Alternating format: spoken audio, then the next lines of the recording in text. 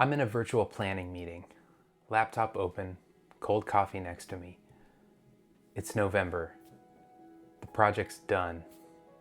2.5 years. All that's left is release.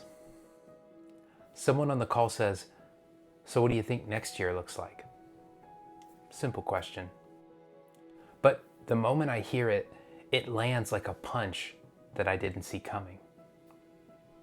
Because for the first time ever in my career, there's no next mountain waiting. And I realize I don't know what comes next unless someone tells me. And if you've been living like that, waiting for someone else to tell you what's next, you're not alone. We spend so much of our adult lives doing what's expected of us, climbing the next hill, checking the next box, that we often forget to ask ourselves if we ever wanted the view from the top. I know because I lived it. For over 15 years, I led successful software projects.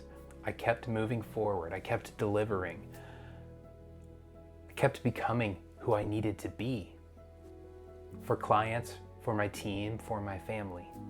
But underneath all that momentum, something never quite settled.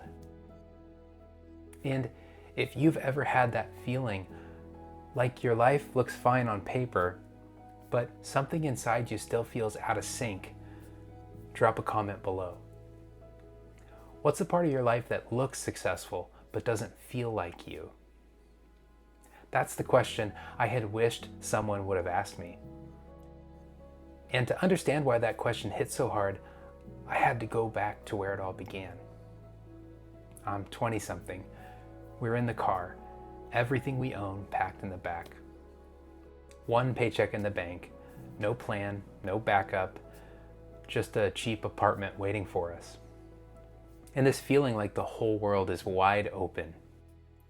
We're not married yet, just kids really, driving hours from home with nothing but hope in each other. And somehow that feels like more than enough. We don't know what we're doing, but that's the magic of it. We're not chasing anything yet, we're just living, just trusting, just moving forward because it feels right. The years start stacking. First real job, then the next one, maybe a promotion, then a house, a dog, a baby. Bills come in, more bills, insurances, taxes.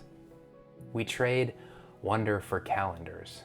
We stop asking what could be and start focusing on what needs to get done. The music fades a little.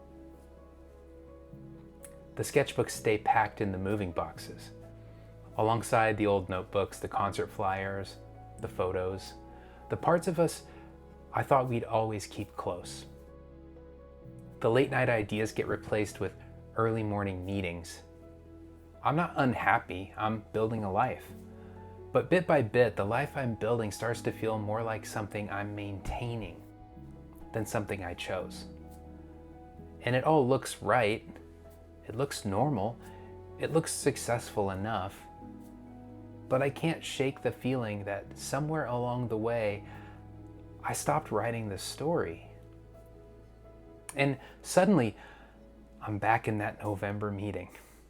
Still on mute, still staring at the screen.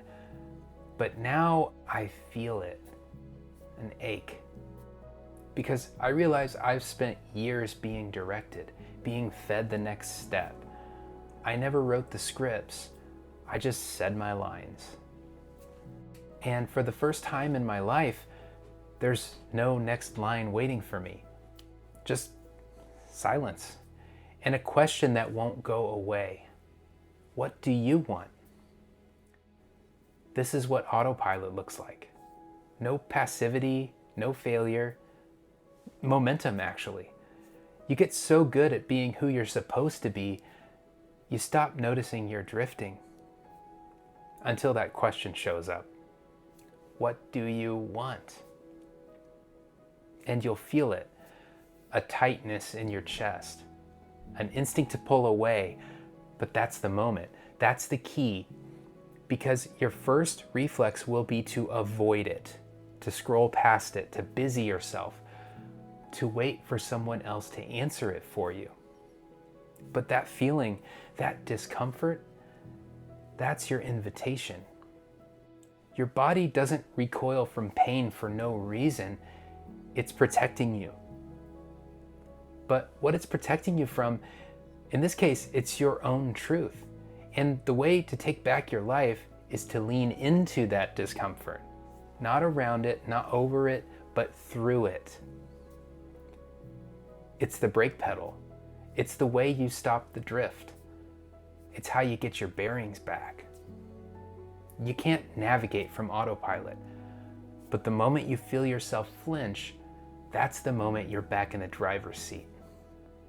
If you're here watching this, you've already started to wake up. You're feeling this tension, this dissonance, this moment where the script no longer fits you. And maybe it's uncomfortable, maybe it's even terrifying, but that's how you know you're close. You're neither lost nor are you behind. You're just on the edge of something real. So the next time that question shows up, what do you want? Don't push it away. Pause. Feel the discomfort. Stay with it. Because that space right there is where your real story begins. And when you're ready to take that first real step back to yourself, watch this next one here.